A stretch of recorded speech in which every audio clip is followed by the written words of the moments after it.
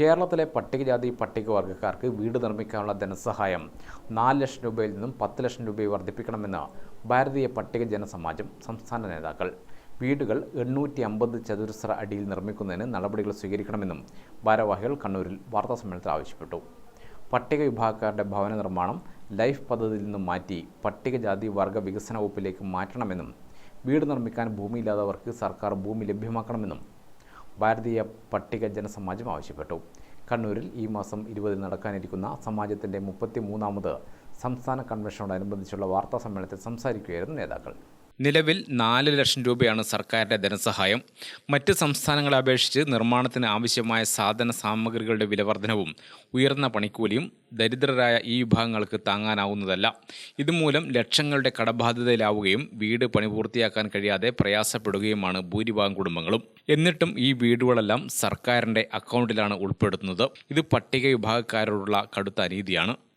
പട്ടിക വിഭാഗത്തിൽപ്പെട്ട അതായത് പട്ടികജാതി പട്ടികവർഗ ജനവിഭാഗങ്ങളുടെ ഭവന നിർമ്മാണത്തിനുള്ള ധനസഹായം ഇപ്പോൾ 4 ലക്ഷം രൂപയാണ്.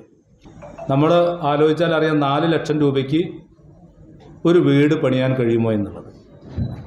ഇപ്പം ഞങ്ങൾ ഏറ്റവും സാധാരണക്കാരിൽ സാധാരണക്കാരായ ഈ ജനവിഭാഗങ്ങളുടെ വീട് വയ്ക്കാനുള്ള ധനസഹായം 4 ലക്ഷം രൂപയിൽ നിന്ന് 10 ലക്ഷം രൂപയാക്കി ഉയർത്തണമെന്നുള്ള ഒരു പ്രധാനപ്പെട്ട ആവശ്യമാണ് ഞങ്ങൾ സർക്കാരിന് മുമ്പിൽ വയ്ക്കാനുള്ളത്. ഇവിടെ പട്ടികജാതി പട്ടികവർഗ ജനവിഭാഗത്തിൻ്റെ പല അവസരങ്ങളും നഷ്ടപ്പെട്ടുകൊണ്ടിരിക്കുകയാണ്. യാതൊരു കണക്കെടുപ്പുമില്ല. അതുകൊണ്ട് തന്നെ കൃത്യമായ കണക്കെടുപ്പുകൾ നടത്തി മാനദണ്ഡങ്ങളനുസരിച്ച് ജനസംഖ്യാനുപാതികമായ സംവരണം ഞങ്ങൾക്ക് നഷ്ടപ്പെട്ടത് തിരിച്ചു കൊണ്ടുവരണമെങ്കിൽ തീർച്ചയായും ജാതി സെൻസസ് കേരളത്തിൽ നടപ്പിലാക്കിയേ മതിയാവും.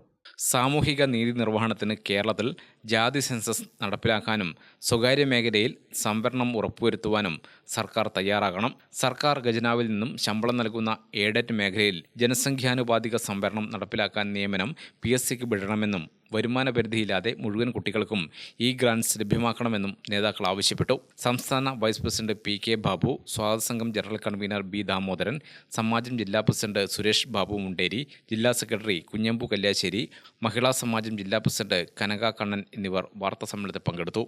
ഗ്രാമിക ന്യൂസ്, കണ്ണൂർ.